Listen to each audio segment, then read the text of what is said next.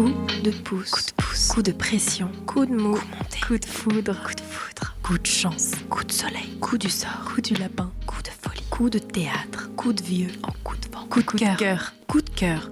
Les coups de cœur littéraires de la librairie Landru par Pascal Farge. Spécial Noël. Le vol de Botiane de Florian Lépus aux éditions Do. Livre, roman slovène, Florian Lépus, dans Le vol de Botiane, a été découvert et traduit grâce à Peter Handke. Ce livre, absolument magnifique, poétique et fait de souvenirs, et nous transporte dans un conte cruel et enchanté. C'est grâce à la rencontre de l'amour, appelée Lina, son premier amour, qu'il nous enchantera dans son quotidien, paysan, avec une écriture hors du commun. Il transcende ces douleurs de la vie, parfois si violentes, grâce à sa poésie et cet amour qui le porte hors de son chagrin légitime.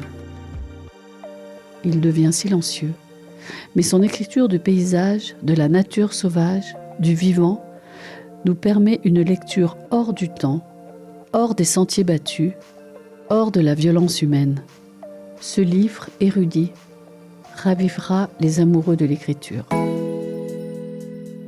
Botiane voyait Lina tous les dimanches, quand les gens du village se reposaient de leur besogne sur les bancs de l'église.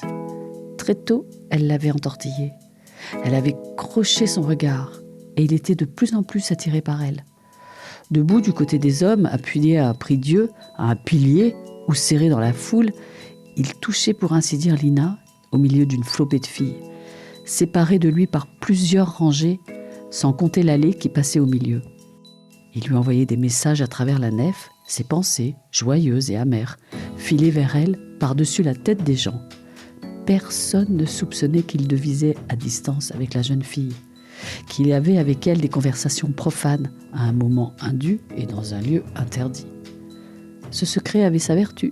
Il faisait du bien à son âme, plus encore. Il la maintenait sur la vague, tout en lui palpitait d'excitation.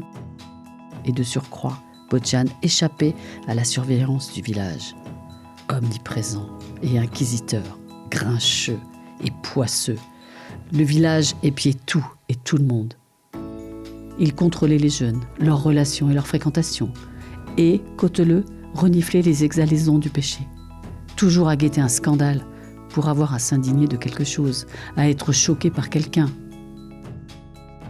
Les braves gens du village commençaient par traîner devant l'église, faisaient semblant de parler des choses d'autres, tout en observant les suspects, et chacun choisissait les siens. Et ce qu'il n'avait pas découvert avant la messe, il le repérait par la suite dans l'église.